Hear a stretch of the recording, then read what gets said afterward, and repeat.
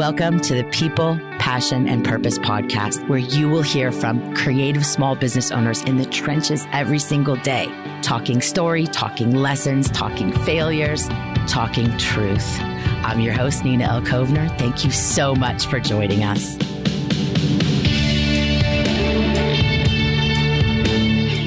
Welcome back to the podcast, everyone. This week we have a super awesome human, as we have every single week. And this person happens to be a neighbor of mine, which is really cool because it's just like a little ways down the road. We could be doing this in person, but we're not. I'm super, super stoked to have Alicia the Alchemist on our podcast today. Alicia's a salon owner of Honeycomb and the Hive at Honeycomb in Corvallis, Oregon.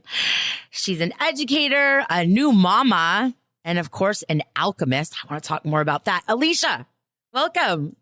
Hello. I'm excited to be here. I'm so glad you are. Oh my gosh, there's so many things that I want to ask you. So let's dive in. How long have you been in the beauty business, and what inspired you to get in the business and then also to become a salon owner? Yeah, well, I've been in the business for 10 years. I've been licensed for 10 years. I guess my motivation for going into the industry, I've always known that it was something I wanted to do. As a kid, I just was always really interested in the industry. Like, I had an aunt that was a hairdresser. I had friends whose moms were hairdressers. And I loved the feeling of going to the salon and leaving feeling amazing. I wanted to give that back to other people. So I started my journey at a Paul Mitchell Partner School in Sacramento, the MTI College Partner School. And yeah, I've worked in California, Washington, and now in Oregon. And as far as being a salon owner, I think it's something that I always really wanted to do as well. I have that entrepreneurial spirit. And I grew into that. I've worked both commission and booth rental, and I was able to build a really healthy clientele. I have a passion for growing people as well. So opening a salon was the next step. Wow. I love that you said you have a passion for growing people. I think that's one of the biggest misunderstandings when someone's like, I want to be a salon owner. And it's like, okay, do you know what that really means? Because not everyone does. You know what I mean? Because it's like, if you are looking to build an employment-based business, then if you don't have a passion for growing people, you're going to be so fucking miserable. Absolutely. It is a lot of work.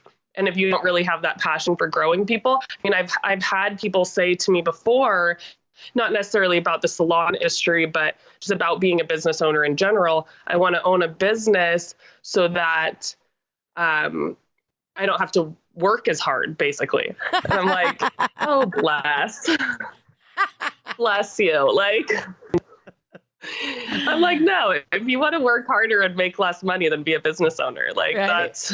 It's a lot of work. It's worth it. But you've got to have that passion for growing people.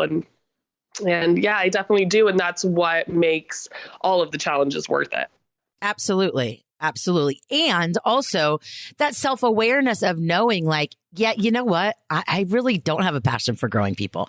You know, if we could all have that self-awareness to be able to decide and choose and be like, you know what? Yeah, I actually don't. And that's okay. It's okay if that's not your thing. Totally. But, you know, be aware of that. So you're like, yeah, salon ownership that's not what I want to do. You know, such a good question to ask. Yeah, I completely agree because, I completely agree. You know, there's so many different structures salons can have, you know, being booth renter or commission or whatever. And there's definitely a place for every structure. But I think that the most hurtful to the salon industry could be a commission salon or a salon that has the appearance of having a team and a leader, and then not having somebody who wants to lead or has a passion for growing people. Like, please don't have that structure. If you don't have that passion, it's not fair to the stylists who work for you. So, okay. So leadership, ownership, such a huge commitment to one salon, but you've opened 2 salons.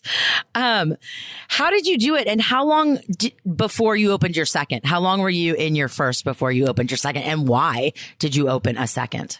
Yeah, so we had opened Honeycomb, and about a year and a half in was when we started having the conversation about opening a second location. And the reason being was we have this really amazing lash artist, esthetician, who originally when we opened Honeycomb, we weren't even offering that service. It was just all hair. And she had approached us and she said, I am really passionate about lashes, and I know that you guys don't do that service, but is there any way that we could work together? And this was actually my lash artist. I had been going to her for several years, and somebody who I saw a lot of potential in and that just had so much room to grow. And so we accommodated that, and we actually set up a little lash area in our shampoo room. And she did lashes back there for 2 years until we opened the second location. She never complained. It was kind of this makeshift thing, situated back by the break room and the color bar area and stuff. And she did her lashes back there and she was totally happy. But we knew that if she was going to continue to grow, and we wanted the company to continue to grow too, she needed a more dedicated space. We needed more area to grow, more estheticians, and to, just give her the space to do more education. She's an educator as well. And so we started having that conversation with her to see if that was something she was interested in. And she was absolutely on board. So we started looking, and we were able to have that conversation and to feel confident moving in that direction because we had set ourselves up financially to be able to do that. My business partner and I are definitely numbers people. We love diving into reports and numbers. So we knew that financially we could make that work. And we found the second location. And I believe it was right around our 2-year anniversary at Honeycomb that we opened the Hive, which is just a block away. So it's super nice. We can just walk back and forth. Oh, isn't that great? So nice. It's so nice. So we're just right there a block away at the Hive. We moved all of our lash services over there, and then we added on skincare and massage therapy as well. And it's been, awesome. It's been great. Yeah. What have been your biggest challenges with adding that second location? Just operationally, leadership wise, whatever. Oh, great question. There's a ton of challenges, and it can kind of change day by day. One challenge is working with a different kind of people, if you will. So like we're used to working with like hairdressers, right? Like we've got, I think 14 hairdressers over at Honeycomb. And now we have these estheticians and massage therapists as well. They're a different breed. Yes, they are. I love them. Yeah. I love them, but they are a different breed, right? Uh-huh. So, just learning how to navigate working with so many different kinds of people. And then logistically too, we hired a general manager about the same time that we opened that second location as well, because we knew the workload was going to be so much bigger. But now it's not just one operation; it's 2. It's double the work.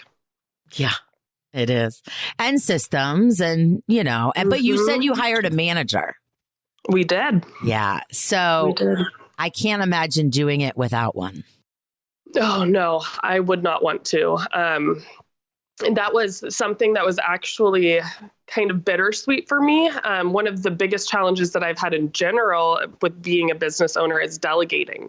I like to have my hands in everything. And I'm kind of that kind of person that's like, if you want something done right, you do it yourself and da-da-da. But I mean, that's how you get burnt out, right? Sure. So it was kind of hard for me to hand the reins over to someone else on certain things. But now that I've done it, I feel so much better and feel like this is so much more sustainable for me and for the company to continue to grow. We needed to go in that direction. But that was a challenge in its own. It wasn't just like hire a manager and then, on her first day, I was like, great, now I have this extra set of hands. It was like, I had to work on myself to let go of some of that stuff. Yeah, totally. Do you actually do hair in your salon? I do. I've cut back a ton. So like opening day 1 at Honeycomb, I believe I was doing around 32 hours a week or something like that of hair. And now I'm down to, I think, 15. So I keep cutting back more and more. The busier we get, I really need to dedicate that time to working on the business and not just working in the business. But It's funny because sometimes like I'll show up at the salon and the stylists will be like, oh, what are you doing here? And I'm like, I do hair here, you guys. Like I do work here. I love it. Why are you surprised when I'm here? And it kind of goes back to that leadership and passion for growing people. Again, one of those things that's like, we cannot lead and be inside the work at the same time. It's just, it's impossible because leadership is so much about paying attention and attention. Right. Yeah. And connection. And if you're solely focused on your client, then you are not focused on all the other stuff. How long did it take you to go from 32 hours to 15? Can you walk us through that a little bit? Absolutely. Yeah. So we're coming up on our 3-year anniversary right now. Yay. Thank you. And so just slowly I started cutting back. And what I realized was that for every employee that we hired, every service provider that we hired, I needed to cut back 1 hour a week out of my schedule. And it didn't come so organically. It took me a while to realize this in the first place, but it's not as easy as just like, okay, we've hired a new person. Now I'm cutting back 1 hour. What it'll usually look like is we'll hire 3 or 4 people, and then I'll cut 3 or 4 hours out of my schedule a couple months later. Got it. But that's what's felt good to me. And every service provider does take about an hour a week of your energy, on average. So, I mean, I can't even imagine doing hair 32 hours a week now. That would be, I don't know when I would sleep. That would be impossible. But you also wouldn't have what you have. Exactly. So it's like that's the trade-off, right? That's the trade-off. And going back to, like you said, if you have a passion for growing people, you understand your job. Because I've talked to several people about this over the years, about this transition. And I know a lot of people that have done it and done it very well. And it is scary and, all of those things. But I've had some people say to me, well, like, what am I supposed to do then? Like, what do I do? And I'm like, oh, trust. You know what I mean? Yeah. You'll figure it out, because when you're looking at leadership, you're looking at that visionary, that culture ambassador, that what's next, and you cannot see that far when you're sitting in the soup, and so and again, like you said, like hiring that manager for that second location, it's like, yeah, you have a job, you know what I mean? Mm-hmm. And it's not that, I love that. I love that. Is there anything you wish you had known before you opened your first or second location? Oh my gosh, a million things. 1 million things. 1 million things. It's one of those things where it's like you don't know what you don't know. Yes. Right? And I don't think you necessarily have to wait until you know everything, but gosh, I've learned so much. Think of like anything big. Gosh, like a few takeaways. I guess for me, just like my biggest learnings have been how I communicate and seeing things through other people's filters. So like, in this industry with both our staff and our clients, we're dealing with people all day long. We're not working on mannequin heads. We're not robots. Like, we're dealing with people. And a huge learning for me that I've been working on recently is just realizing that everyone has a different perception. We're all seeing through different filters that are based on our reality, our past experiences, the way we were raised or whatever. And so being able to relate to people more, or at least not judge, because I can see that everybody has a different filter.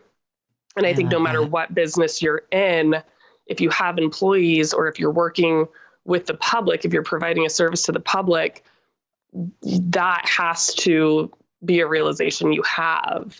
Right. Otherwise, there can be a lot of resentment that comes. Oh, Absolutely. I mean, it's something we're working on in A School with as we're doing the Brene Brown's new Dare to Lead work. And it is so much about that. It is so much about that and deepening that connection and deepening that intimacy of relationship and not being in judgment and not, it's fucking hard. It's like the hardest. It is. Yeah, it is the hardest. And I always say I own 2 salons, but like what I do as a business owner, like on a daily basis has very little to do with hair. And usually like any of the challenges that we have, like that almost never has to do with hair. Right. Like it's hardly ever that. It's something to do with people. It's dealing with people all day long. Or a lot of times it's a logistical issue too, but it's, sure, we're in the hair business, but it's rarely hair that is the challenge. Yeah, totally. Okay. So, I don't believe in balance. I really believe in this, finding your rhythm type thing. How in the fuck do you do all this as a new mother? Like, what? I can barely do my thing with my 2 fur babies. So how do you navigate that balance word, which again, I don't believe in, that rhythm, that balance, whatever your belief is, how do you do it? How do you do it all? Yeah. Well, I love that you said that about balance because I'm on the same page. Like, I don't believe in balance. I think that people picture this like even 50-50 scale, and that is so not reality at all. There as a business owner and a mother and a wife and a friend and a daughter and all of that stuff, like some days my attention has to be like pulled one way more than the other. And I just have to kind of go day by day. And like, if there's a huge challenge that we're dealing with in the business, that's kind of what's going to get most of my attention that day. And then I make sure that on the days when everything is slow, there's no crisis, there's no fires to put out, whatever, that I'm really dedicating the time to my daughter and to my husband and my family that I can. I'm making the most of the time that I have with them, but there's definitely no 50-50 balance. And like I said, delegating has been a huge learn for me. That's something I'm still working on, but as I become more comfortable with it, I can just kind of pass off some stuff that I don't need on my plate anymore to create room, more room for my family. But yeah, it's a lot. It's not balanced. Yeah, no, it's not. But I really think like, I like how you said like, some days it's, everything's over here, but then you consciously and intentionally create space for the other stuff that matters so much to you. Yeah, absolutely. You have to be intentional about it. I don't want my friendships and my family relationships to suffer because of the business, but I also see that like these are important issues that need to be dealt with too. And luckily, I love what I do. I think that makes a huge difference also. If I didn't love this industry and I didn't love my team, it would be really hard for me to spend as much time as I do working on that. One of my things that I struggle with is that I do love it so much. I could literally just like 18 hours a day, just like work on my business.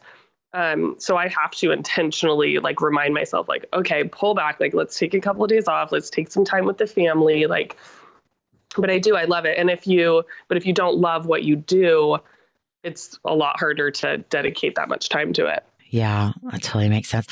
What does purpose mean to you? Oh, great question. Purpose. It's why we're here. It's why we're doing what we're doing.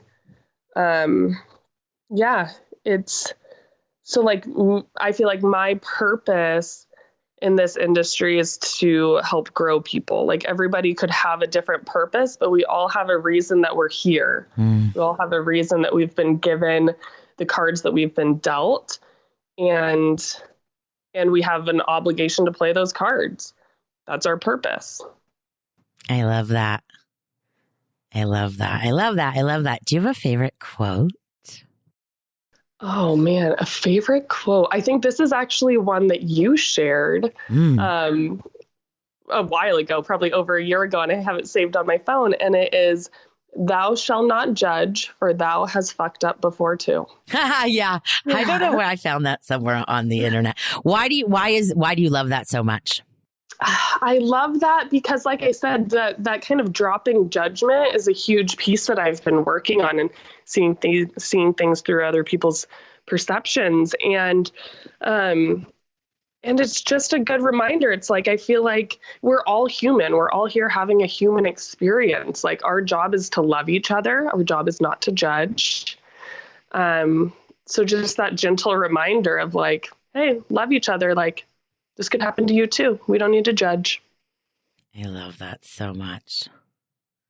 It really is. It really, really is such an interesting, again, like really, really getting into that. It's the human side of everything.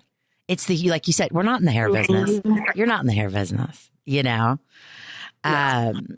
In Daring Greatly, Brene Brown says that research tells us that we judge people in areas where we're vulnerable to shame, especially picking folks who are doing worse than we're doing.